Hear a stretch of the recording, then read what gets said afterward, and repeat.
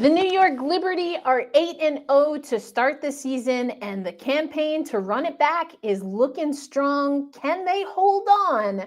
We will find out as they take on Chicago and then have a big game against Indiana coming up. Gotta get up, gotta get up, gotta get up. Hey, women's basketball fans, welcome to Gotta Get Up, a podcast for New York Liberty fans brought to you by Black Rosie Media and hosted by Erica L. Ayala. Hey there, women's basketball fans. Welcome to another episode of Gotta Get Up, a podcast as part of Black Rosie Media. My name is Erica L. Ayala. We should be joined by Brian Fleurantin a little bit later. This is a podcast dedicated to you, New York Liberty fans. And I mean, we definitely talk women's basketball, some pop culture, all of the things. Danielle, what's good? Thanks for popping in. Thank you so much. I was just on a live stream for CBS Sports We Need to Talk Now with Alicia J.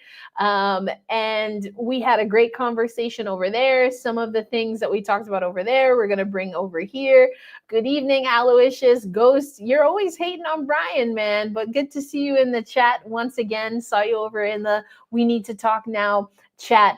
But, we got a lot to talk about on today's episode. The New York Liberty, of course, are taking on the Chicago Sky, but then they have a rematch with Indiana later. And I was at that game in Indiana, and things definitely got close down to the wire. Natasha Cloud once again came up heroic in that game. But we're going to talk about Sabrina Ionescu and how she has the franchise leading record for three-pointers made, also has a WNBA record, which we'll talk about. This New York Liberty squad, they're 8-0, and they've won in a lot of different ways. Blowout games, close games, defensive output games, offensive games where they're shooting from the perimeter, they're shooting or getting buckets in the paint. Jonquel Jones for MVP. Gonna make my case, and basically I'm looking for y'all to agree with me. And then, of course, as I mentioned, we will talk about the rematch with Indiana. But will we see Caitlin Clark? We'll talk about all of that going on. What up, Ghost? Good to see you in another live stream. It's been a busy day for me, but so excited to be here with y'all. A fantastic episode that we have here. Now, listen, I know y'all like to talk about the 1-19, but I'm going to talk about 2-10. Yes, Sabrina Ionescu set a franchise record in three-pointers made on a career while also going 2 of 10 from the arc in a game against the Washington Mystics. Probably not efficiency-wise the game where she would have hoped to get a record, but indeed she does get a record, beating Crystal Robinson, a Ring of Honor member, has over 400 three-pointers made, and is the fastest in WNBA league history to get to 400 three-pointers made in 151 games. But, Brian is in the green room, so to speak. So we're going to bring Brian on as we talk about Sabrina Ionescu. What up, Brian? Hi, how are you? I'm doing great. How are you? I'm hanging in there, but, I'm in my house, but you looks like you're back on the road. I'm actually not on the road. I'm at a co-working space here in Tulsa. Ooh. You'll see headquarters background is going to change a little bit. I'll be working from this co-working space a little bit more. Black Rosie Media is going to have our own little space. But right now I'm on the 4th floor. This is a whole vibe, this background, right? Yeah. Is it sunny outside? It looks nice outside. It is nice. The sun is probably about to set here a little bit, 6:36 here. So we got another hour or so before the sun sets, and it'll be over here. West is this way. I'm excited to talk a little hoops. I was talking about Sabrina Ionescu breaking a franchise record, most three-pointers made. Now, Brian, we like to talk jokes. We always support the New York Liberty, and we got to keep a buck. She gets this record, Brian, after the game in which she beat the record. She went 2-10 in that game. Now, she was much better in the game prior, and obviously this is a cumulative record. But, she was 4-6 against Connecticut and then 2-10. So basically her last her last 6 3-pointers is what gives her the record. She talked a little bit about it the other day after the game in Washington. But what do you make of Sabrina continuing to find ways to top the New York Liberty franchise records, let alone WNBA records? Yeah, she had a rough outing, and that was really a good part of what Brittany Sykes is doing, because Brittany was really able to sort of make things tough for Sab in that way. But even in the game, she was so able to contribute in other ways. And I feel like that's the growth we've always talked about. I think I wrote about it a few days ago. Like when one aspect of a great player's game isn't there, the task is what's the other thing you can do to make up for it. And I feel like for Sab, it's finding players rolling to the basket, really making good decisions with the ball in their hand, being sort of like acceptable on defense. Stuff like that matters a lot. Acceptable, he says. Yeah. Yeah, because I feel like, a friend of mine, Nakai, wrote about it a few days ago. She's been pretty, like, it's not 2022 or 2023 where it's like you can actively sort of seek her out on that side of the ball and you're going to make something happen every time. Like, that's really gone. Like, she's worked hard at it. She's talked to us about it a lot over the years too, about wanting to get better on that end.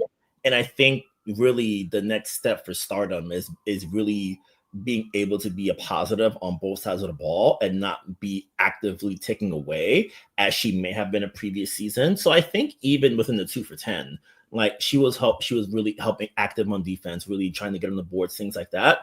I feel like for her, the record is great, but also the game is a sign of, okay, my threes aren't going in. I'm not getting to the free throw line, I'm not getting calls, whatever, but I'm still able to help out and contribute. And I feel like that part is where I think she can look and say, okay, I've made that next step. Now I can build on it and go even further from here. I mean, I've already told y'all that I have seen the improvements from Sabrina Ionescu when it comes to the defensive side. I think that she is far from a defensive liability, and we saw that last season. It is something that she continues to work on. Y'all already know who I voted for MIP, and I think it's because, listen, we've seen players in this league like, I don't know, Diana Taurasi, be elite and be considered even arguably the GOAT, win MVPs without being strong defensively. Sabrina Ionescu, in my opinion, is a better defender than we ever saw Diana Taurasi be in the WNBA, or probably at any point in her career. So I hear what you're saying, and there is a world in which Sabrina Ionescu, if she continues to find ways to score, which she is, we talked about the floater, she's getting even a little bit more mid-range, or she's taking more mid-range shots. I think that the defense, sure, it could be the cherry on top, but again, we've seen players win individual awards who don't play defense. We've seen players win individual awards who can't shoot from the perimeter. So, what exactly is the barometer for Sabrina Ionescu? I do think that sometimes, and Tina Charles has been a player that got these kind of demerits where it's like, oh, well, this person's not doing this. It's like, but there's 8 other things that they are doing and that they are improving upon. And so it's like this one thing that you're focused on. Now, granted, I am a defense person, so I want to see Sab get better at defense. And for me, that will just, again, be the cherry on top, but she's already an elite level player. And I loved what you said, Brian, because again, everyone wants to come at me in the comments. I told y'all jingle jangle at the beginning of the season, yes, give the keys to Sabrina Ionescu. And what we heard from Sab, or excuse me, actually it was Stewie who said it, but Stewie was talking about Sabrina and herself, is that in that Washington game, when things got a little bit tough, especially, I think it was Jackie asked the question in the fourth quarter, like the ball was getting stuck. They had, 13 points or something to that effect, but no assists. And what Stewie said without hesitation is that is the role of her, Stewie, that being Stewie, and Sabrina. They're the ones, as the leaders of this squad, that have to figure that out. Now, there was no Jonquel Jones towards the end of that game. We'll talk about that a little bit more. But I think that the evolution of Sabrina Ionescu is fantastic to see, and it's only boding well for a New York Liberty team that, again, is coming out the gate pretty hot, Brian. Yeah, like it's so rare you find a team that's 8-0 and you're like, oh, if you did this even better, you can climb even higher heights. But as far as what they're doing now, it's really terrific. Like they win big. Like what usually when they jump out and when they jump out with the lead, they don't let it go. Like teams try to get their best shot, but they're able to withstand and really rally. Like they've gotten better at cleaning up their third quarter miscues, like things like that. You gradually see improve for the team throughout the year.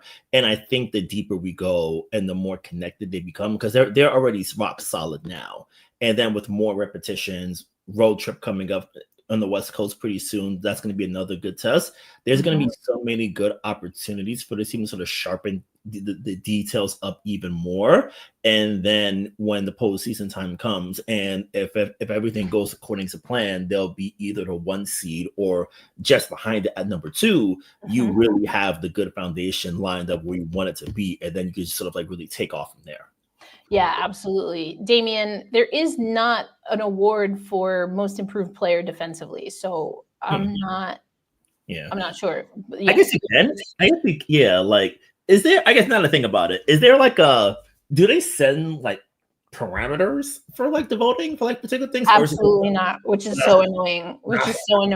I've been a voter for several years now, and there are the only parameters that are pretty airtight, and people still get them wrong. I must admit, I once did myself, is for 6th player of the year, you have to have more games off the bench than as a starter, which makes sense. Yeah. I think what got me caught up one year is that there was a player that was not a starter to begin the season, and then injuries, etc.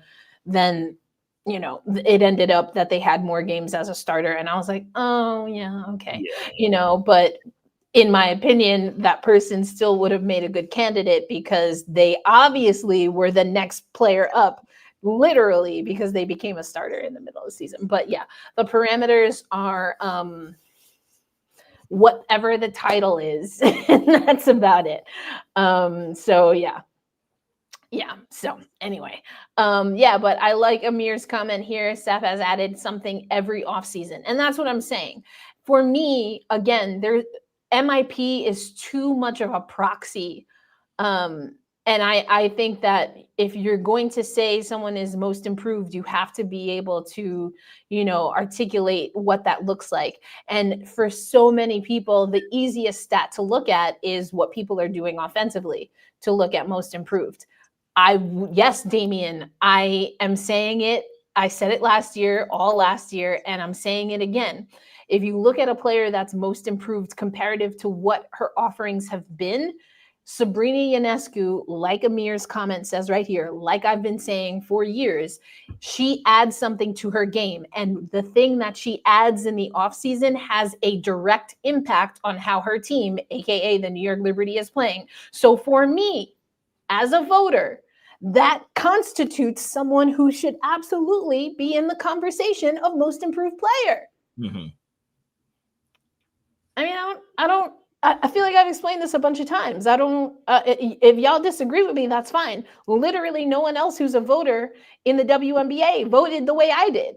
But that don't mean that I'm wrong. That just means that the votes took it.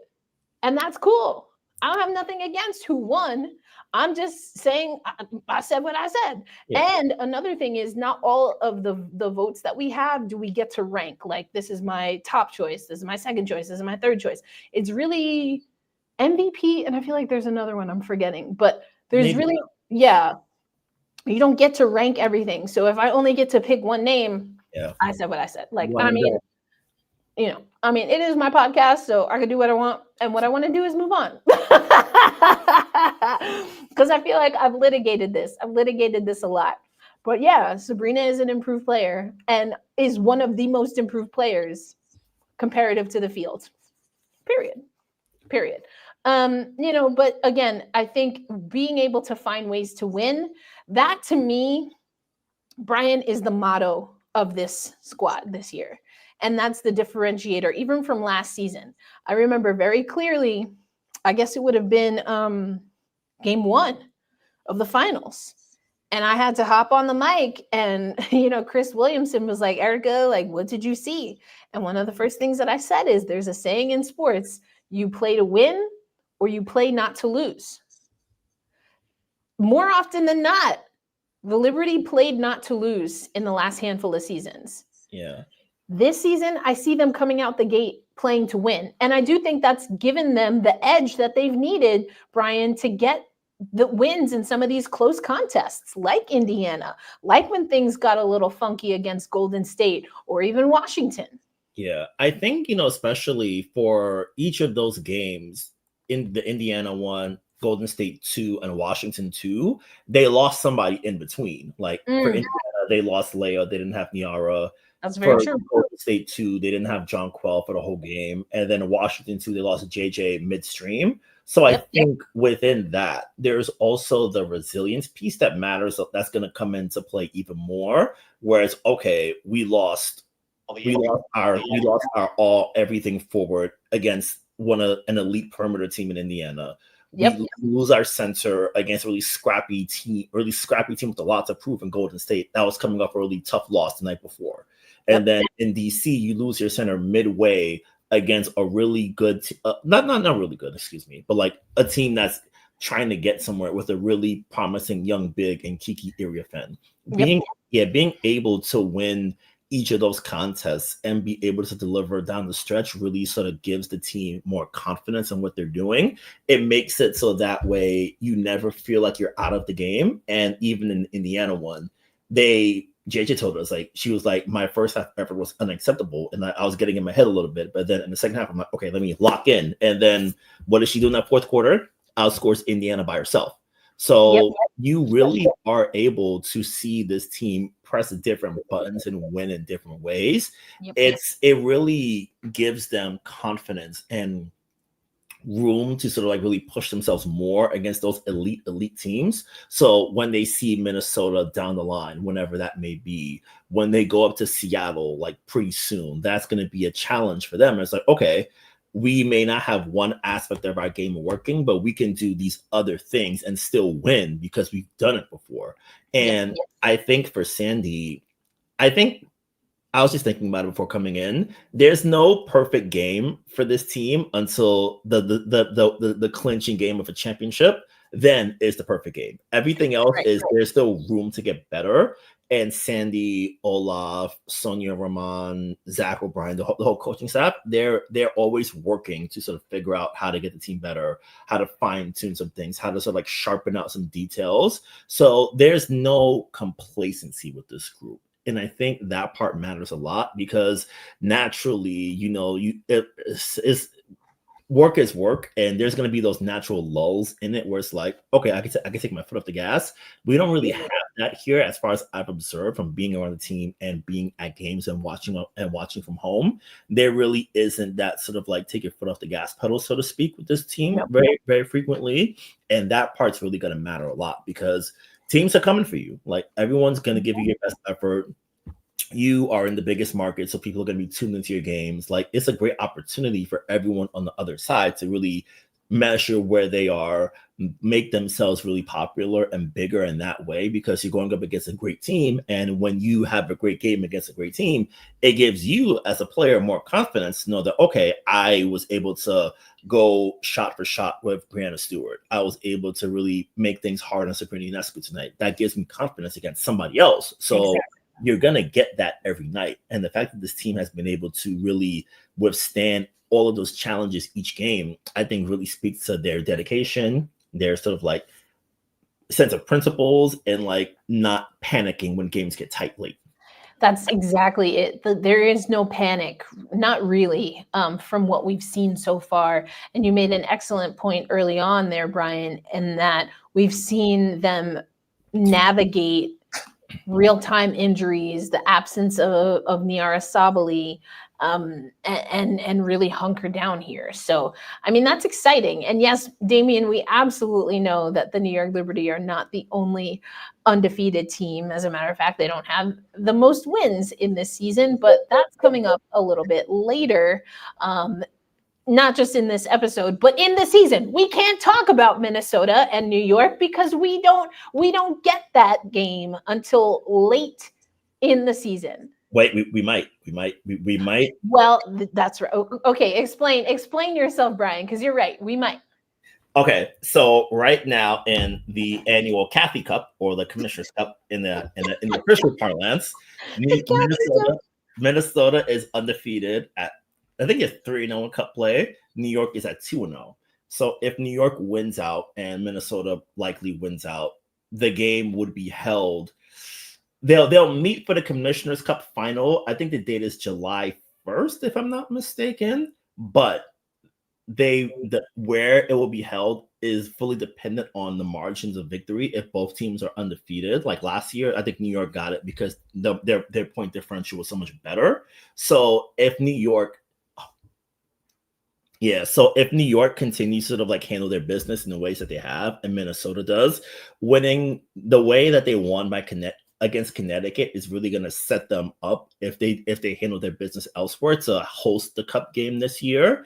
And that's going to be actually in Barclays Center this time because the NBA draft is not going to be here. So they'll actually have their real home court from Minnesota for a game like that, which should make for a really fun atmosphere. And it's going to be a great measuring test for both teams to see where they are at this midway point of the season and possibly get themselves $500,000, which I would, hey, if I can get that out, I can get that too. I'd like to get that too if I could.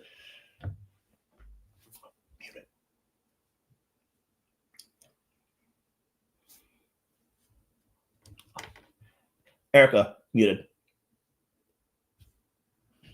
Oh, that was weird. Thank you. Yeah, there we go. Yeah. I was saying, listen, we saw Nafisa Collier at Unrivaled give money away to the training staff. Trainer T got some of that. So let's see. But you're right. So this is the Commissioner's Cup. I'm going to show this here on the Eastern Conference. This is literally the only reason conferences matter in the WNBA anymore. New York Liberty 2-0. And as you said, the differential. Now that's huge. That win against Connecticut, huge in the point differential. You can see the point differential for the Fever right now. Ooh, dang. They did beat Atlanta though, which I was so happy for them. I was like, yeah, look at y'all. I mean, that's wild to be a negative 77 point differential. Jeez, that's wild. Okay. So of course that's what we see for the New York Liberty. When it comes to the West, the best in the West is at a .50 point differential. Like Minnesota and New York are just like hurting. They're hurting folks. They are hurting folks out here. Phoenix not doing great in the Kathy Cup, as you said, -21. Only worse is Vegas and Dallas. I forgot Dallas is Western Conference. So a .50 differential here, .56 differential. So these games coming up are critical if you want to talk about the Kathy Commissioner's Cup. Another thing, Brian, that we have to talk about when it comes to the Commissioner's Cup, because I mean, we look at statistical trends all the time. You talked about how you want that money, but would you forego the Commissioner's Cup if you knew for a fact that it meant that the New York Liberty drop the finals to Minnesota? I think, it's funny. The last two Cup winners wound up losing in the WNBA finals to their opponent in the Cup final. So 23, New York lost to Vegas in the finals. 24, Minnesota lost to New York in the finals. So I feel like that's the only time where if you take a loss, it's like, oh, if I look ahead into the future, I'm gonna be hosting what is the championship named? The championship trophy. It'll happen. Okay. Literally, I've ranted about this before. It has no name. She I don't know. She's nameless. No name. I had a terrible. At least they didn't do what women's hockey did and name it after like an owner or something. Ew. I know. I was like, the Walter Cup. Oh, like, come on. if this were 1998 and they named it the James Dolan Cup, everyone would be so pissed. I'd be like, "You guys are right." Yeah, well, that's also because the PWHL, they have a single owner. Anyway, that's a whole nother thing. Actually, PWHL expansion draft happening tonight, like right now-ish. But yeah, okay, here's my thing. There are a few things working against the New York Liberty, since, not to make this all about Minnesota. Minnesota is having their best start, one of their top 5 best starts. The comp that we're seeing is the 2016 championship series, because they did not win the championship series. They got to the finals. Here's the thing. We've got the Commissioner Cup curse, kind of like the President's Trophy in the NHL. However, I've said this before, and I'm going to say it this year. So New York Liberty fans, I already have my pick in. You can check out cbssports.com to see who I think is going to win. The Minnesota Lynx, as we know, Brian, are one of 3 teams, along with Seattle and RIP, the Houston Comets, to have 4 titles, 4 nameless trophies. They got 4 of them things. Do you know, Brian, that Minnesota won each of their championships in alternating years? And the year is always an odd number. Ooh. So with that said, I think I believe in that statistic more than the Commissioner's Cup statistic, just because there's more history there. So if I'm the New York Liberty, I'm getting that Commish Cup. And then maybe you hope that you can break not 1, but 2 curses, and you have an iconic back-to-back, because you break the Kathy Cup curse, and you break whatever hex Prince put on even years for the Minnesota Lynx.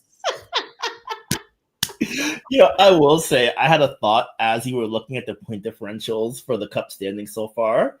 Like for college football fans, they're used to shamelessly running up the score to improve their rankings in the AP top 25.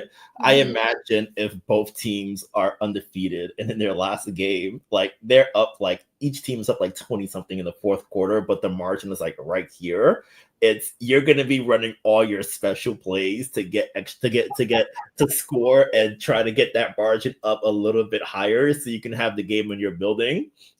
So I will say, for really hilarious purposes, if they're both undefeated and they both win and they're both up by like 25, do not be surprised if you see Nafisa Collier and Brianna Stewart still getting shots up in the fourth quarter up 28. Like I'm gonna prepare everyone for that right now. Like, be ready. Honestly, I do know that happens in sports, and I just don't. This New York Liberty squad, they don't operate that way. I mean, I know a lot of people were talking about Sabrina Ionescu getting all animated about the the challenge. This is what, and I'm sure you know this, Brian, because you cover the team even more consistently than I do. I'm not around the team all the time. But what we do know, and we heard this last year from Sandy Brondello, Sabrina is always going for the challenge. Sandy has talked about it. Sabrina has talked about it. How Sabrina wishes last season that the New York Liberty used their challenges more. She always thinks she's right. But then what Sandy also said in that press conference last year is that she's like, yeah, Sabrina's always trying to get me to challenge. She's like, but when Leo says something, she's like, but if Leo says I should challenge it, that's when I'm like, okay, maybe we should really look into this. So for me, like New York Liberty culture, Sabrina is always looking for the challenge. And I feel like what we saw was her feeling vindicated that her team did challenge and that she was right. That's what I saw. I don't know about you, Brian. I will say on the challenges point, this is not Tempestagi Talk, a podcast for Seattle Storm fans, but I will say I want to give a special one in the air for Miss Skylar Diggins, the innovator of up. Hey, if it's halfway close, get that thing up there. We're gonna check. Like I don't even know how someone makes their wrist move as fast as she does. Like she could take flight. She's moving so fast. like there's one play last year. I think she was like, I think she got called for a foul. She's laying on the floor. I think Victoria Vivians goes to pick her up, and she's like, "They called it on me." They're like, "Yeah." Jumps right up, gets that hand right up, gets to that review. Like that is a player who is down to business. You are not a basketball players don't think they foul ever. No one ever commits a foul. No one thinks they're out of bounds. No one they're always right. And then when you do it, get that twirl up. Let the referee know I see you, and we taking it there. Get that twirl up. Damien says the New York Liberty won their first Commissioner's Cup 2 years ago. So what curse are you talking about? You're right, Damien. They did win their first Commissioner's Cup 2 years ago. But you know who won the WNBA championship in Barclays Center, where they raised the first ever Commissioner's Cup banner on their home court? That would be the Vegas Aces. The Vegas Aces won the 2023 championship.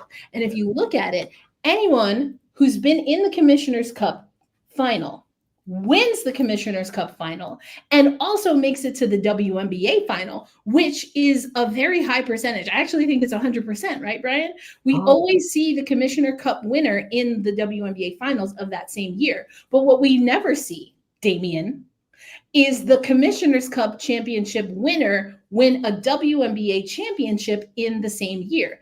Hence the curse that I'm talking about. I feel like the only team that might have, I think 21 Seattle won it, but they didn't make it. 22, I think Vegas won it, and then they did it. So ever since then, it's like, okay, you get like, do you want this? Do you want $500,000, or do you want your name etched in history? Etched in the nameless trophy. Yeah. Like, do they put the names in the Stanley Cup? Or is that not a thing? They do, and they actually they have rings. They're like, it's more like a platform kind of situation. But yeah, I guess we'll call it a ring. And so what they do is every so often, like they'll take the top few rings off to make more space, and that's in the cup that gets passed around, because there's like most trophies, there's one that gets passed around, and then there's one that just kind of stays with the league or whatever. Yeah. So, but the WNBA trophy, nameless, has the champion's name etched in there, but just for that year. So every year there's a new champion's trophy that then the team gets to keep. So anyway, I've got my pen. Let's write our names on. There was another comment here that I thought was funny. Steven saying, that's one story. Liberty running back to silence all y'all whatabouters is another. I don't know who's catching strays out here. Not you, Brian. Certainly not me. Again, go to cbssports.com and see who Erica picked to win the WNBA championship. See, y'all not gonna play me on the interwebs. I already told y'all who I said is going to win. I also told y'all who I think is going to be MVP. I will say the pick that I have for who's going to play the New York Liberty in the finals is not looking great. It's not looking great. I picked Connecticut. No, I'm just kidding. I absolutely. Imagine if I did, they'd be like, excuse me, you are fired. Never talk about women's basketball again. No, I did not pick Connecticut. I picked Vegas. I just felt like the way Vegas was talking, because they talk a lot. They talk a lot. And, I got into this last night on Tempestagi Talk, and I was going to try not to go there, but now we're here. So I'm just going to remind y'all. Vegas is playing kind of in a way that Kelsey Plum felt entitled to say the Liberty were playing. Like they don't love each other. We broke this down, Roberta and I, on Tempestagi Talk. The last time we heard a team, a head coach, say that you can't coach hustle was the Seattle Storm coach from last year. Yeah. Listen, we got into a lot of stuff. Y'all go listen to Tempestagi Talk. I'm just gonna get my link back and my clap back because I ain't like, Brian. I couldn't take it what Kelsey Plum said. And I love me some Kelsey Plum. I ain't like what she said. I was like, don't do that. Don't do that. But now her former team, I don't know. Maybe they just don't love each other enough, Brian. Yeah. So that's what the streets say. Yeah. Like I watched, like I was so surprised. Well, firstly, I was so impressed by Golden State. Like I just Very love impressed. their operation. Kayla, let's go. Career high, season high against Vegas. I think I put in our Slack, like I think maybe like a week or two ago. I was like, you give Golden State one really top tier player, and they could really make something shake. So I'm so impressed by what they're doing. Like I just love how Natalie Nakase operates. Like they've got really good talent. Like they scrap every night. Like there's no off days when it comes to them. Like they're really good in that way. And I think on the Vegas side, I feel like I might have talked about it in the newsletter when the trade happened. It feels like sometimes groups just get exhausted, and it's like you've been on those deep runs every year. Like every year, that championship pressure. Like once you win it once, it never goes away. Like that championship pressure just stays with you for eternity until everything breaks up eventually. And it feels like for that group, they've been at it for so long. Like heavy games, like big pressure, just big responsibilities, everything on them in that way. And sometimes you have moments where you just like completely just like don't show up in a sense. Because there were so many moments where like Mo Billings is beating your bigs down court, including the best player in basketball. Like just beat her down the court, just like no one tagging the roller, no one doing anything like that. And then you look at it and it's like you guys have the talent advantage over a scrappy expansion team. And also, like, I'm going to get into it in the newsletter later in the week, but like national TV games tend to really sort of like make things louder for people. And when you have a really bad national TV game and when you've been sort of like slumping beforehand, it's like everything around you just gets turned up to 20. And then we see, oh, your two guard can't make 2 pointers anymore. She's shooting like 20 something percent inside the paint. Like she's only taking threes. Your do everything small forward may not be 100%. We don't know. Who knows? Your point guard is still, she's not able to get that separation in the way that she has been before. Like she can, and when it comes, if it's late in a close game, she'll hit a contested 20-footer over a 7'1" rookie and really sort of cash out on her. But it's like, can she do it to that level again? And then you find yourself in a situation yet again of having to rely on your do everything center to save the day, lead in assists, lead in scoring, lead in rebounding, do all of these things. And you wonder what the foundation is underneath her, because eventually great players can get you in the playoffs, but it takes the entire roster to push you to where you really want to go. And you wonder if the other surrounding players surrounding Asia Wilson are going to be able to reach her level or even get somewhat close to it. So when they do see Minnesota, when they do see New York, if they do draw a healthy Seattle, if they draw a surprisingly good Phoenix team, if they cross paths with Indiana, can they keep up, and can they really be able to get to that next gear to really get back to where they want to go? Because if not, you have a situation where you've fallen short of your goals back-to-back years. You overhauled the roster and it didn't get you to where you wanted to go. So what is the next thing to do? Like, it's still early enough, and Asia Wilson might average like 30 and 15 for like a month and make us all look like silly bears for a bit. But ultimately, can everyone else sort of can they get to where they want to go, and can they give her that support? Right now, it ain't looking like it. Yeah, that's the issue. It's not an Asia Wilson issue. And that was the heartbreaking part of last season, seeing the Vegas Aces really flounder because Asia Wilson was taking it to heart, knowing that she is a leader and she was doing everything on the court in between the lines, right, that she could do, Brian. And what was hurting her emotionally is that she wasn't finding ways in her mind, in using her words, how she described it. She felt she wasn't finding ways to be a good enough leader to get her team in lockstep. There are times where I think what Asia Wilson is saying is true in sports, that your leader is not leading. I'm not going to call out nobody right now, but there's different types of leadership, but Asia takes on the burden of being an on the court and off the court leader. I thought she was hard on herself last year. I really do. If anything, I think that the coaching staff has to be able to build up the team before you put that on your leading scorer, your leading rebounder, your leading everything, right? She's literally doing it all. And I also loved that Asia wanted to take that on.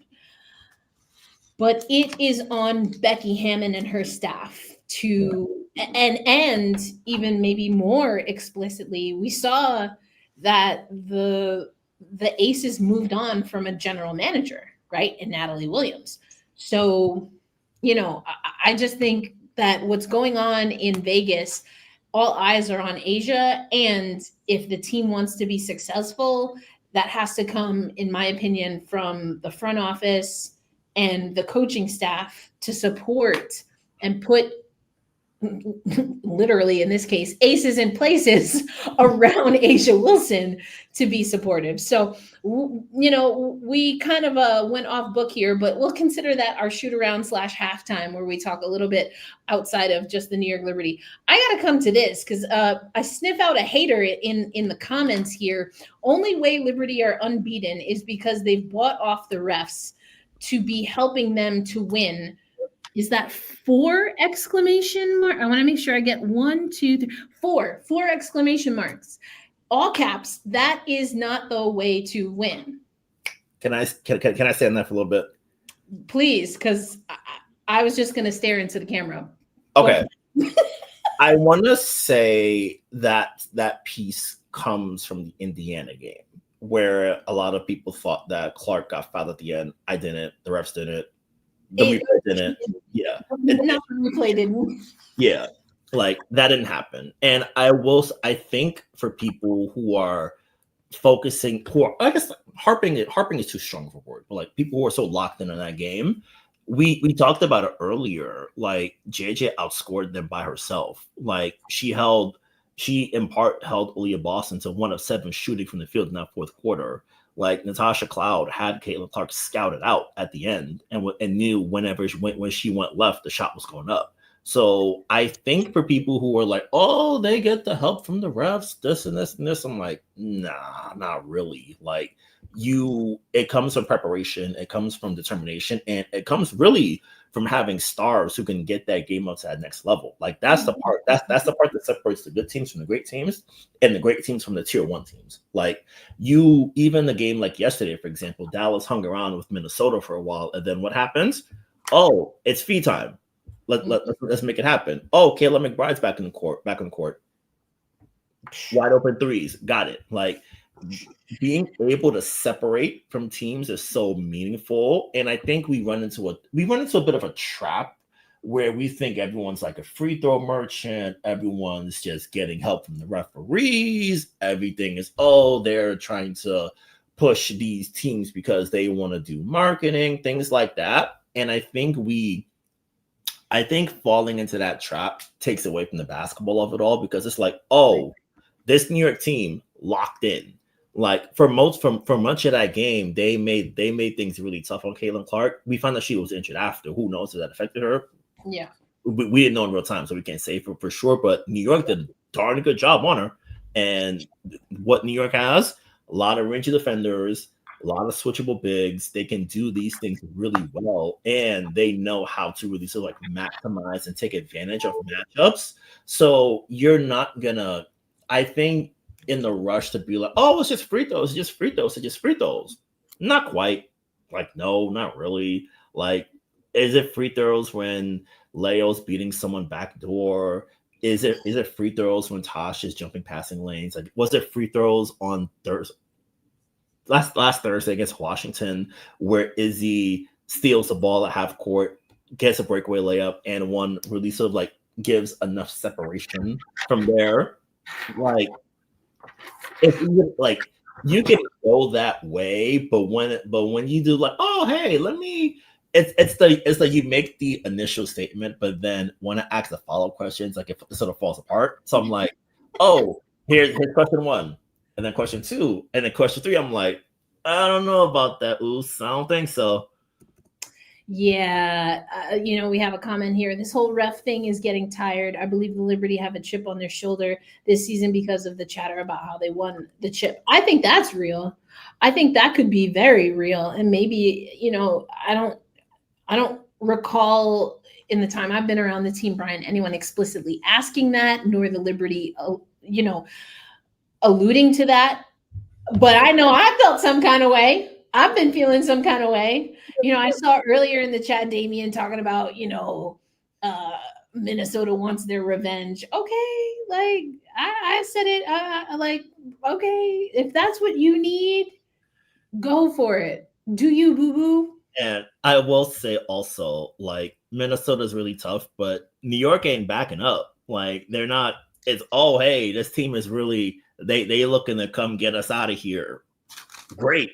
Like, I remember 2023 when the Aces and Liberty met in the finals. Becky was in the huddle in the locker room beforehand saying, like, hey, this team is coming. It was built to sort of take you guys down. Vegas didn't back up. Like, these teams, like, they were like, that's the thing about great teams. It's like you want that challenge. Like, Exactly.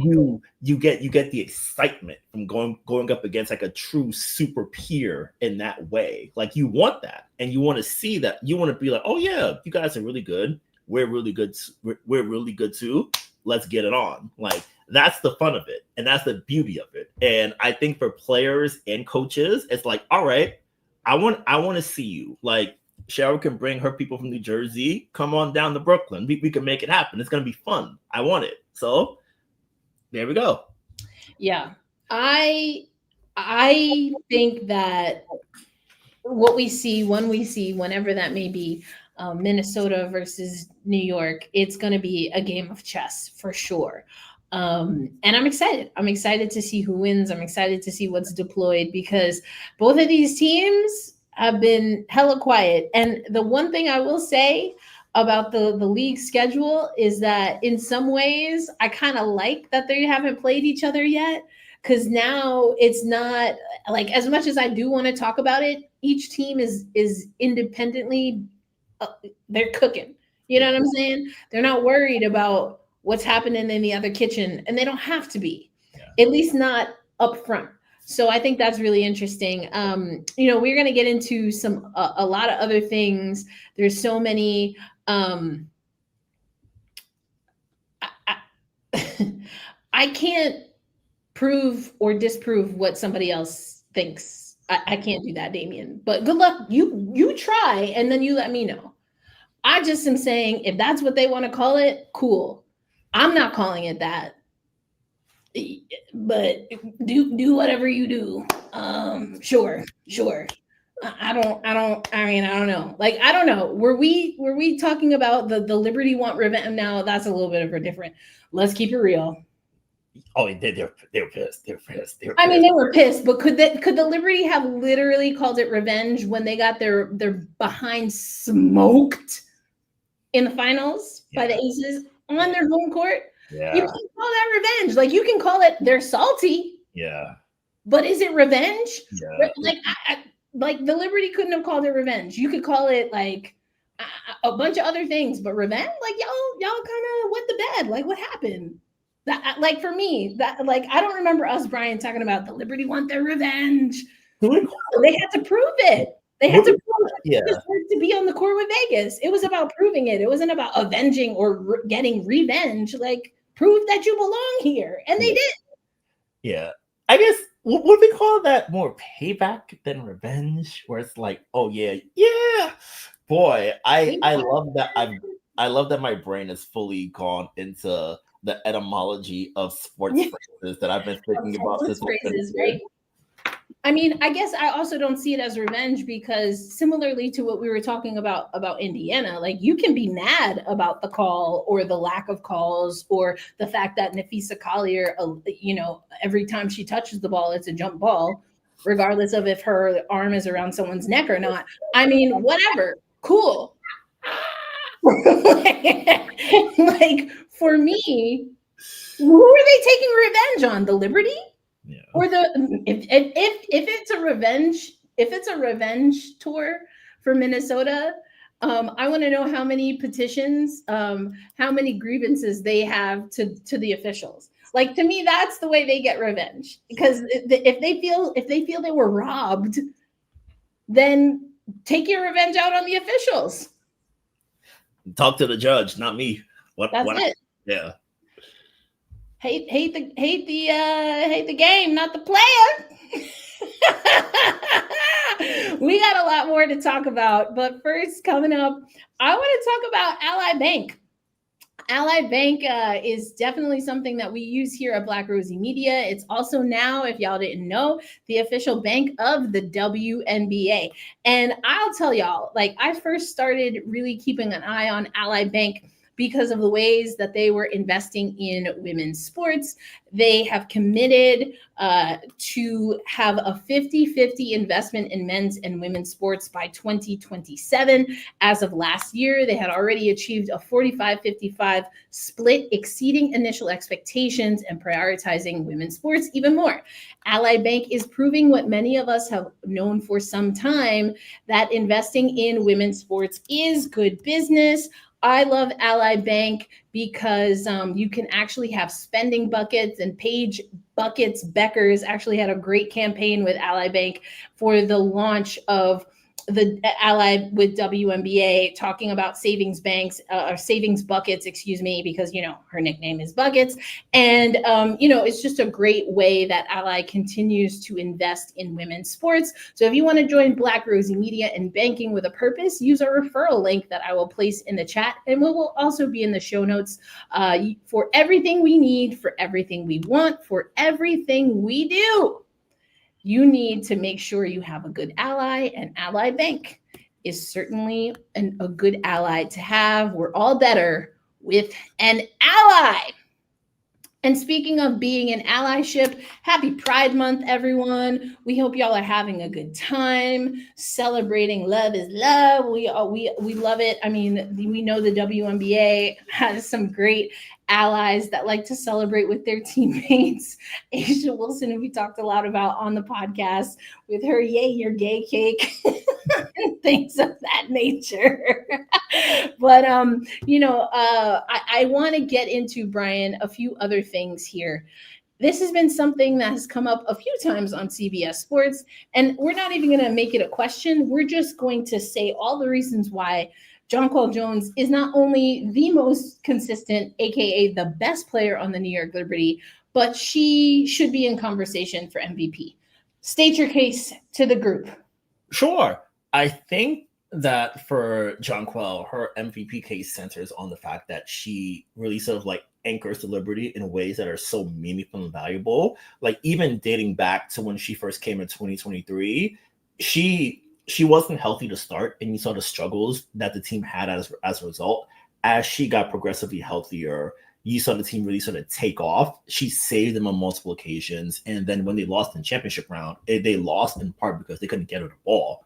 24, she's back fully healthy. The team best in the league, really able to anchor the team in that way. And then when they won the championship, it's because Minnesota had nothing for her, and they were to get her the ball. This year, the offense is brand new, but they're still humming. They're still dynamic. And JJ, you've got to see more of her game. Like, she's a great passer. We've seen that passing take on even more sort of like focus. Like, she's a great, she can bring the ball up the court, initiate the offense. She can really get things happening. And then when all else fails, you can get it to her in the block, and then she'll get you something great. And I think for Jonquel, the Liberty, they don't reach the heights that they do without her playing the way that she does. And I think that part, and I think to a person, they'll all tell you that we got, like, getting JJ the ball is such a big focus for them, as it should be, because JJ does so many things amazingly well. And when she's dialed in, they are unbeatable. She told us, you know, in the Indiana game, I didn't like how my effort was in that first half. Like, sometimes in the past, she may have just sort of like stayed in it the whole game and not really been able to sort of get herself out of it. But when she got out of it, she put the clamps on an all WNBA center in the league of Boston, outscored the Fever by herself in a game that the whole world was watching on America's leading network. Like she did that there. So, And I was wearing this dress actually that day. Look at yeah, that. Good see, YouTube. yes. So she is able to really sort of like lift the Liberty to really high heights. And I think for New York, they're really good in general, but when she's dialed in, they are like all time good. And that difference is so meaningful and it gives them enough separation to really help them get by a team like a Minnesota that we've been talking about. Like that's that small difference from being like really good to like superstar. We build the universe around you good. Like that's very rare to have. And I think for Jonquel, her dedication, her excellence has really allowed New York to be where they are. And really everyone else sort of flows off of her. Like Tosh Cloud, Stewie, Sab, Leo, the bench unit, they all flow off of what JJ does. And when she's on the court, it makes their lives 1,000% easier. So I think the case for her lies in that she sort of like amplifies this tremendous team to an even greater degree. And without her, they're still really good, but teams can hang around a little bit longer as compared to when they don't see a Jonquel on the court. Yeah, all great points. I mentioned this on CBS, our podcast, We Need to Talk Now, but 27-0 in the regular season when Jonquel Jones hits a double-double, which is what, Brian, she is averaging this season. And she's the only player averaging a double-double right now. I mean, yes, versatility. I broke that down on We Need to Talk Now with Alicia J. I've been saying this on CBS for a while now. Yeah, I mean, we talked about it. This is a fantastic player. She doesn't get enough credit. We talk about her all the time, Brian. And you talked about how they need to get her touches early. That's something that we identified in 23, right? That like it just has to happen. Does she take the first shot? Maybe not, but you have to get her a touch to keep the defense honest. And that's still the case. We talked about it on the podcast when she pulled Tina Charles out of the paint to face guard her at the 3-point line because Tina Charles knows JJ can take that shot. And JJ then puts the ball on the deck and dribbles by Tina Charles. Like, come on. How do you guard that? Yeah. How do you guard that? It's just wild. We do know, though, that, and we talked about it a little bit earlier, but she is one of the players that we've seen leave a game with a little bit of a tweak, an injury. I mean, we've heard Sandy talk about it a little bit, but, Brian, what do you, as of right now, what are we thinking with regard to JJ knowing Chicago tomorrow and then Indiana Fever on network television later this weekend? Yes. So I was at practice today, and JJ wasn't present at the media at the part where media comes in to observe practice. Sammy told us that she was in a little bit earlier, but she wasn't active on the part that I was there for. She's officially listed as questionable tomorrow, and the big thing she told the reporters over the weekend. Miles Early caught it on Sunday. They said that JJ avoided significant injury with her right ankle. So that part right there that's a blessing right there. I would say if I had to guess, they might lean on the side of caution and to be like, hey, take this day off, get yourself a little bit more, just like heal up and rest up a little bit. And then if you're good to go for the weekend, that's when you come back in because, we'll probably get to a little bit later. The team is going to be a little bit shorthanded for a few weeks with some departures coming up. And if I can save Jonquel for when Niara is out for a little bit of time, I would do that. That way I can buy her a little bit more time, let her come back 1,000% healthy, and then have her and Izzy sort of like man the middle for us for a little bit until Niara gets back from Eurobasket responsibilities. Yeah. I think that makes a lot of sense. For all the reasons that we already mentioned, you don't want to be without JJ if you don't have to be. And as you mentioned earlier on the show, we've seen this New York Liberty squad be able to win when they have a player, coming off of an injury in game. We've seen that, including with Leonie Fibish, who I think offensively has not quite hit her stride yet. Not worried about it per se, but definitely starring it, you know. Can I stay there for a minute? Yeah, please. Okay, so I've been thinking about it for a while. I need to like stop being lazy and actually put pen to paper on this. But I love that we're gradually starting to see Leo incorporate more of what she does on offense. Because I remember last year in Game 4 of the finals, like they were posting her up, like Game 3 and 4 minutes, so they were getting her in the post, like being like, okay, Leo, we want you to initiate the offense. We want you to sort of like find those kick out when you're driving to the basket. We saw a little bit of that in the Connecticut game. Like she had those really great cuts, duck-ins to the post, getting to the free throw line in that way.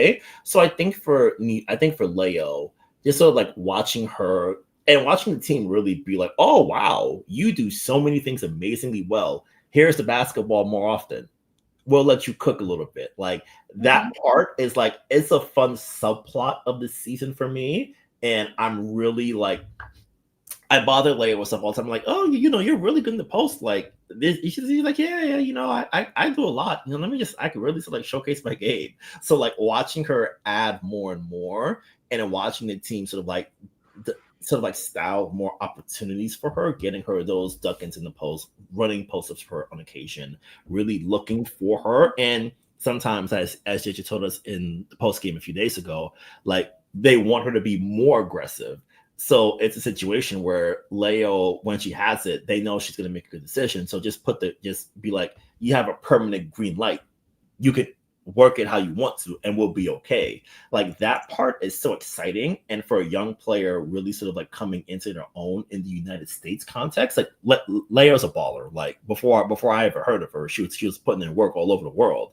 So like just watching it here and being like, wow, she's really adding and showcasing more of what made her a global star. Seeing that in this context is so cool. And I think for the team, it gives them another option to work with. Whereas, someone's not making threes, I could post up Leo. Like, is it they have John holding the phone booth for a couple possessions? Okay. Their worst defender is going to be on Leonie Fibic. And what happens?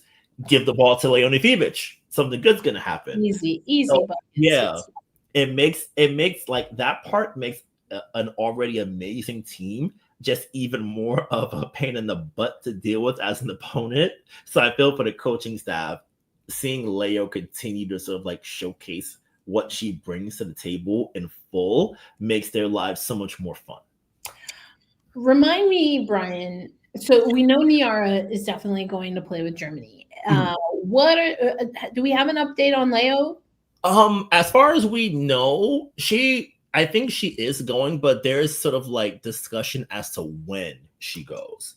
Because I think Eurobasket officially starts on the 14th, but we're not sure as to when they're going to be calling her in. Sandy, I think we asked Sandy about that over the weekend, but she didn't have any resolution on that at that point either. I imagine we might hear back by Thursday because that's when they're going to have their next practice. Right. So maybe tomorrow night if something breaks during the day, but by Thursday, I'm assuming we'll have a good feel as to what the next few weeks as far of availability will look like for both of them. And then we sort of like adjust from there. And Marine was someone else that was questionable. We know Gabby is not going. Yeah. MJ staying. Okay. Yeah. So the reason I was asking, I just want to make sure I had because I see people in the comments talking about Emma Miesemann. I mean, I've gone on and on and on and on and on and on and on and on and on about Emma Miesemann. And when she comes back to the WNBA, I want to be at her first press conference. And I was like, I'll be like, Miesemann, you told me what would it take? I asked you, what would it take to see you back in the W? You told me, you know what to do. I'm just here to let you know, Emma Miesemann, I did what I could. I did my part, like I'm doing my part. Like I did my part. If it happens, I'm just letting y'all know I did my part. Black Rosie Media did their part. Okay? That's number one. I would love to see Emma Miesemann on this squad. I don't know. We got to look at that caps situation, but putting Miesemann aside, because I don't think that's happening this year. Aloysius is saying the Liberty might need to apply for a hardship. Now, here's the thing, Brian. I don't think the New York Liberty would be eligible for a hardship because if Jonquel Jones questionable right now, Niara Sabali, right, is the only player that we've seen out for an extended period of time this year. So she would be the only player that would get the Liberty into that danger zone. But because it's only her, and you might have Leonie Fibish and Niara Sabali leave, my understanding of how the roster goes, hardship, etc., is that because they don't have players who are absent because of injury, right?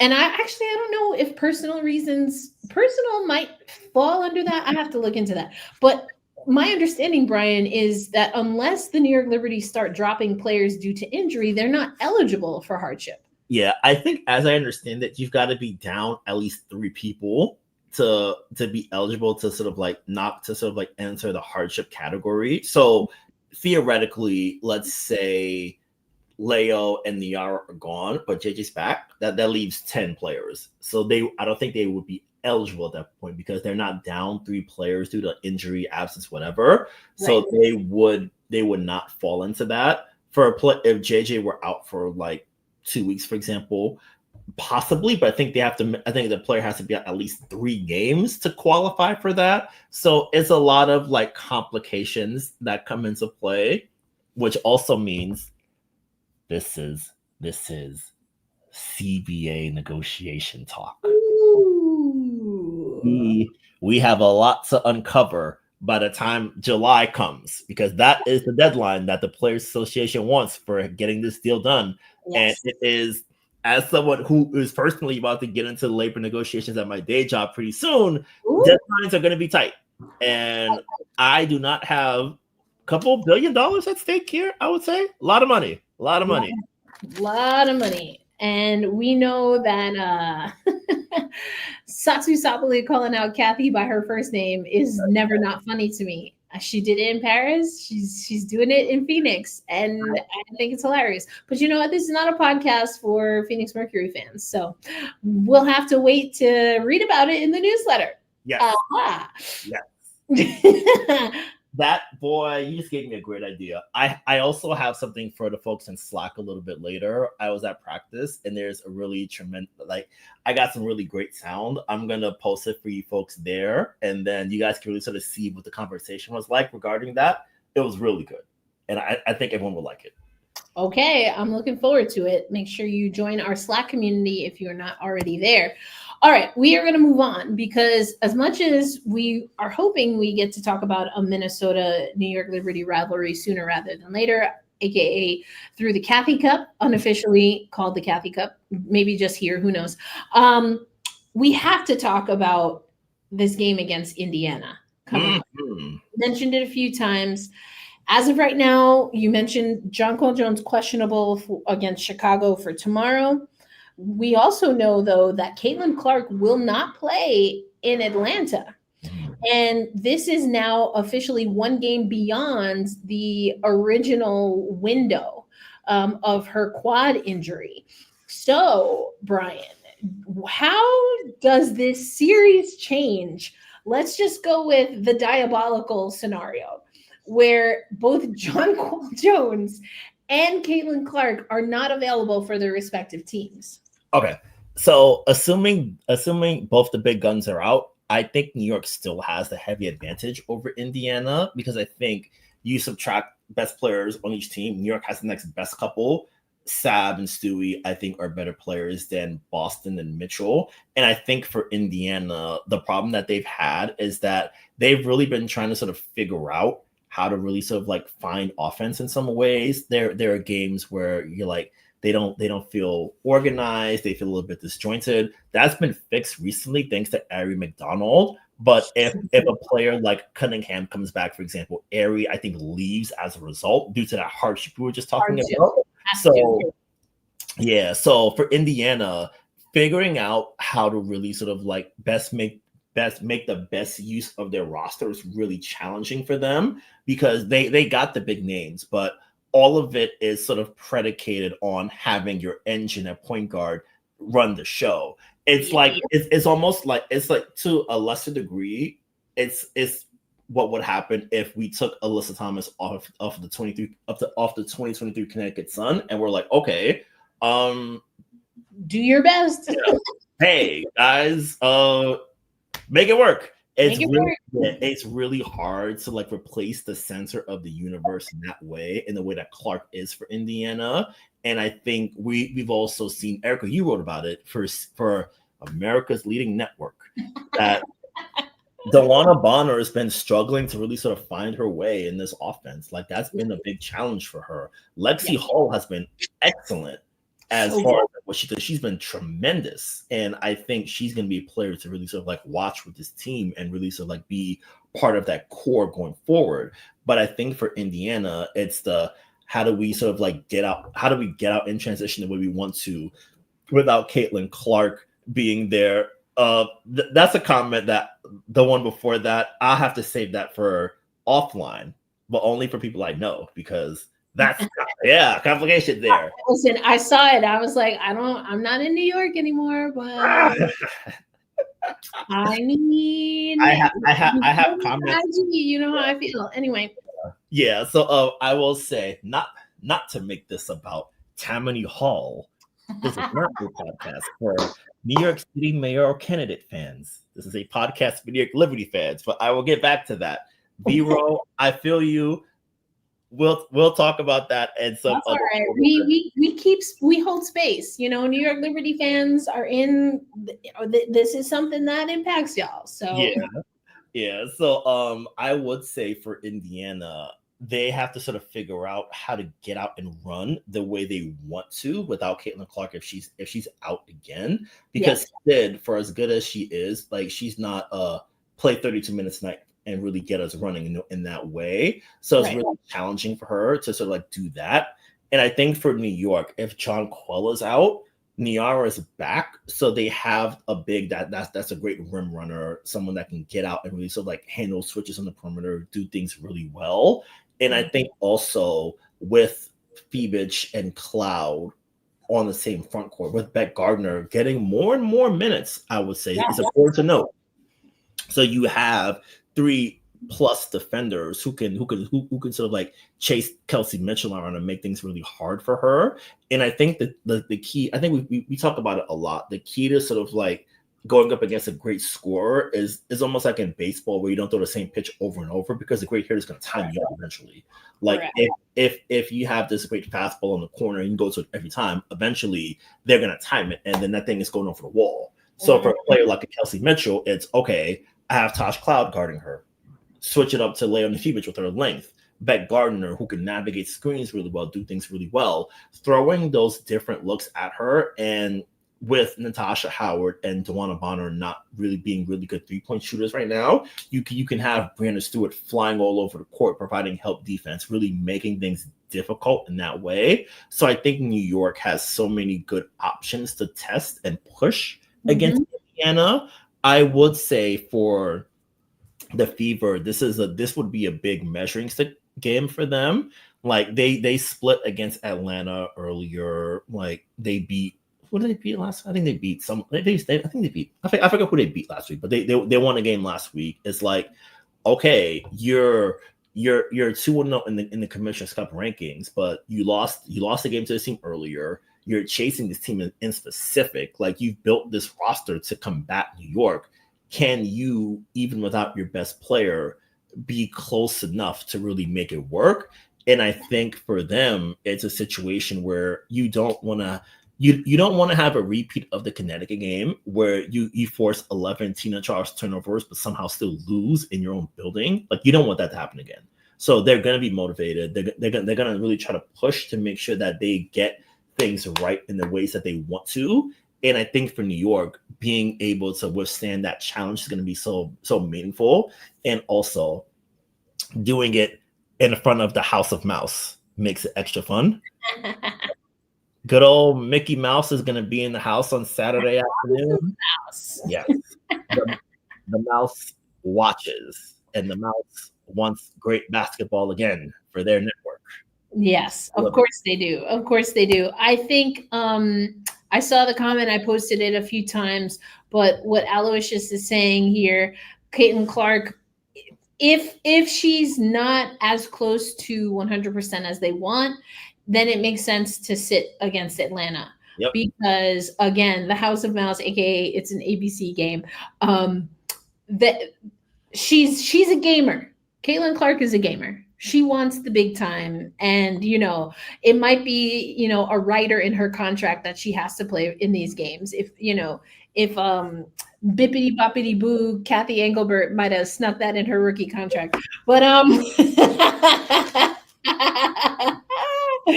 put it together. What have you got? You're playing. But I think it makes a lot of sense for Caitlin Clark to want to be as healthy as possible for this potential matchup. Mm-hmm. But again, no idea what I was on a radio. I'll put it this way: I was on a radio program, ESPN Las Vegas, with the amazing Willie Ramirez. Had me on, which was really great. I learned on that show that there are people who think that there is a conspiracy that Caitlin Clark is just sitting these games almost in like a, like rest kind of, management kind of situation like we used to see in the NBA, or the term that we used to hear in the NBA. And I'm like, y'all, ain't no way. Yeah. Let the child be hurt, she's like, Yeah. she's trying to stick it to the W. Like, what kind of sense does that make? You make a great point. I feel like a lot of the folks who drive discourse the loudest regarding her don't pay attention to what she does. She's not a sit games out. She's a basketball maniac. She wants to be there. It's oh, you have your best defender, bring them over to me. I want to see what they got. That's her get down. It's awesome. It rules. You no, she's not, no. And guys. Yeah, I was like, there's no way. I was like, I ain't never heard of that, and I'm not trying to listen to it either. That was a crazy take to me. Yeah. I do want to get to this one because, as you know, because you have our rundown, I have this as my potential impact player, Izzy Harrison. Now, we don't know how healthy everyone will be, specifically thinking about Niara and John Paul Jones. If Izzy Harrison finds significant minutes against Indiana in particular, I do think she becomes that impact standout player. I like the calming presence that she is. She reminds me in how she can play, not necessarily, or the role that she plays, not necessarily in how she moves or how her game is. But, Stephanie Dolson, I've said this so many times. Steph Dolson, Steph Dolson's setting hard picks. That's Big Ma Steph. That's her bread and butter. That's what she's going to do. She might have added a little 3-point shot here and there. She could do a little of this, a little of that. But what Steph Dolson does well is that she's going to free up her guards. Yeah.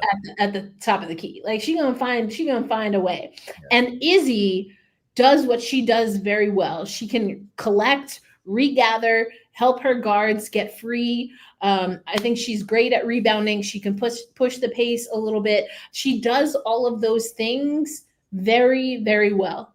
And sometimes it's the outlet that you need when you have a team that is going to be zeroed in on Sabrina Ionescu. They're going to try to go like for like with Brianna Stewart, and Aaliyah Boston can definitely be an agitator. She's got to watch out sometimes. She's got to watch that sometimes. But I think what Izzy Harrison can do in taking some pressure, relieving the pressure valve in some of those areas, could be key to what we think might be another knock it down, drag it out game against Indiana. Yeah. And something fun about Izzy that I think you'll like in particular, we were talking to her at practice today, and she was telling us that she's not rocking the knee brace anymore. Knee brace is gone. She feels like the knee's been really, the knee feels good. She feels confident about it. She had one knock with Sykes during the game, but she's I was able to make it through, and she's feeling good. And I think for players that make it back from serious knee injuries in the way that Izzy has, just just having people pour into you means so much. And I think just in talking with her, like she seems like super happy. Like she's contributing, like she's doing well, like she's fitting in a new team, familiar coach, but new players around her, getting sort of acclimated to everyone. Like it feels good. And I think, it's great to have stories like that, especially for athletes who make it back from serious injuries, especially in the W. Like for a long time, the supports weren't there to aid in recovery in that way. And the fact that I'll get to KB a little bit later. I think the fact that she's been able to make it back like that is so awesome. And I like how she's been contributing. Like she sets solid screens. Like referees never know what a screen is. So every pick that a defender flails on is a moving screen, according to them sometimes, which is annoying. And Izzy gets bit by that. But otherwise, like she works hard in the glass. Like she gives a lot of effort. She was really good against Washington. Like she was solid in her minutes against the Sun. Like that's a solid good bench hand. And I think for New York, you want to really have as many good options to go with, because you're going to want to be like, okay, JJ, like we're up by 20. Like you're like we won't need you tonight. Like you're good. Rest up. We're and good. Then, Izzy could hold it down from there. And then especially when they get out on the West Coast and the games get tighter, different time zone, fresher competition, having a player who can step in for those minutes in case someone gets in foul trouble, in case something happens during the game, like that means a lot for this team. And I think the players all sort of like uplift her as well too. So, excuse me, there's that positivity from the bench unit and the starters, and they're all sort of like lifting her up as they climb. Yeah, I would agree. I would agree with that. I mean, and this is why Jonathan Kolb has built this team masterfully. But you have an impact player that you think could be critical in this Indiana game, and you've already alluded to it. And I like this pick. I like this pick. Let the folks know. I am all in on Rebecca Gardner. I think Beck has been really solid in her minutes this season. Like she was really good in Washington. And I think that, especially for a team like Indiana, having elite defenders like Beck really matters a lot, especially going up against a really good shifty scorer like a Kelsey Mitchell. Like Kelsey is she's so dang good. Like she gets to the bucket, she can heat up, she can do all these things really well. And having a defender like a Beck who can match her with size, who can chase off her screens, who can really do things. Like she joked with us a little while back that sometimes she has to remember that, oh, if I get beat, it's not the end of the world because I've got Jonquil Jones waiting behind me. Not the Batman voice, though. Yeah. It's right there waiting for her. And the fact that she's so good as an individual defender, and if you get by her, there's great help waiting behind her. And I think also what also has been good too is that she's been shooting those corner threes really confidently. I think, sometimes teams always look to take one thing away from a team and be like, okay, if you take this shot, it's a win for us as a defense. And I think sometimes Beck may be sort of circled as if she shoots it, as long as it's not Jonquil Jones or Sabrina Ionescu shooting, we're okay. And Beck has been making defenders pay for that. And I think that part matters a lot because it shows that there are no sort of like minus players on offense that you can sort of like hide your weakest defender on, because she's a good spot up shooter. She cuts really well to the basket. Like she's active, even if she's not the sort of like centerpiece of an offensive possession. And having players who are involved in that way matters so much. And, for New York in particular, they've been really adamant about getting 2 feet in the paint as much as possible.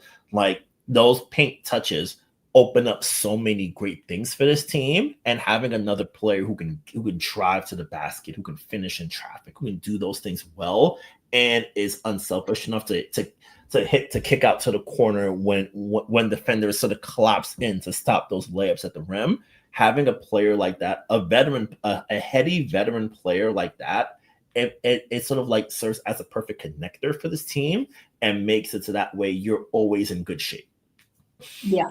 No, I mean, again, this roster is looking good. They're looking dangerous. I think there's a great chance that they get themselves to another final. anything can happen in the final. And again, I don't lean into the revenge just because that's not how I see it, but I'm definitely biased when it comes to that series. Like, if that's what Minnesota needs on their whiteboard, go for it. Yeah. Go for it. Whatever. At the end of the day, y'all got beat. So it is what it is. Saw Angelini Hamilton with the team. Will she be traveling with the team now? Does seem like she is traveling. Of course, she's not officially on the roster, but we saw Beck Gardner do that last year as well, just to kind of be around the team, be a positive, motivating force. Depending on how old you are, you might have heard Isley Brothers. Some of y'all heard Aaliyah. Either way, it works. That's a jam. That's a jam right there. But yeah, this is a good squad, a solid squad. And it's just to the point, Brian, where you don't want to take anything for granted.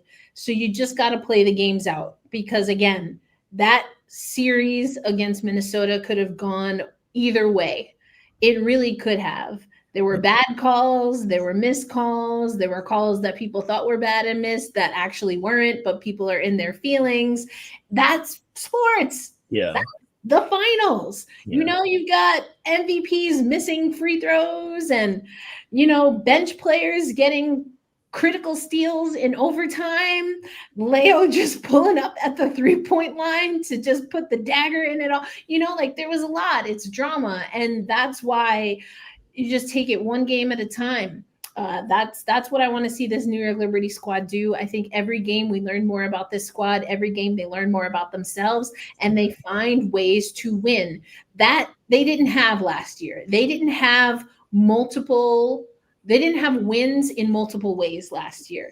That they had that confidence. Down 20, no problem. Up 50, got to close it out. Yep. You know, we got 2.5 left and Caitlin Clark has the ball.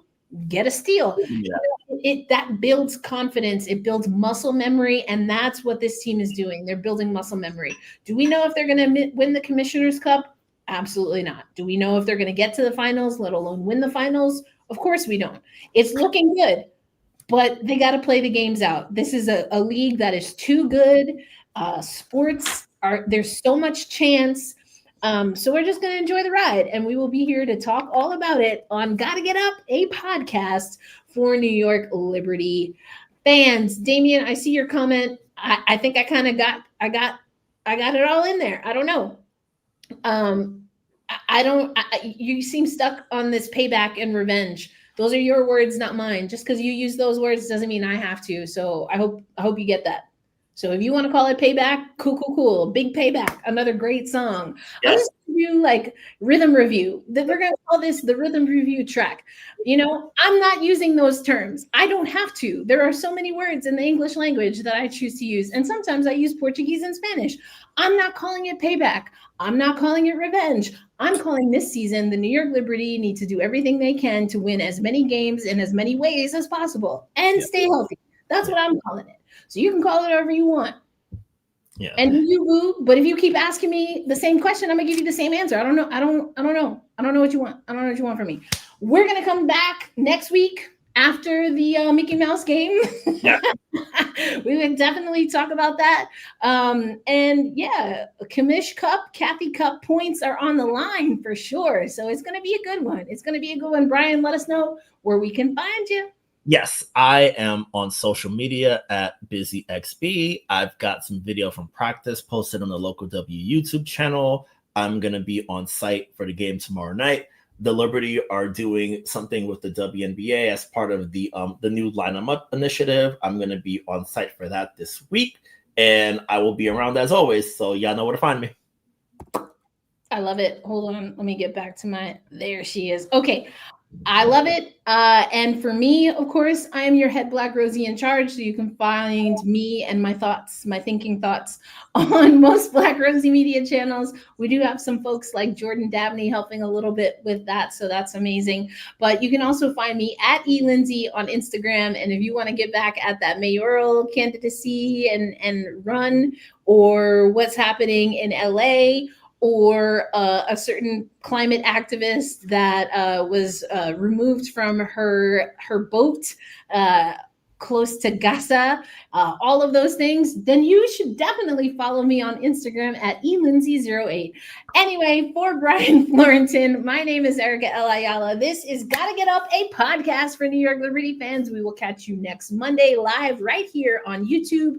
Until then, you know it, Aloysius. It's time to wave. We'll catch you next time. Peace out, everybody.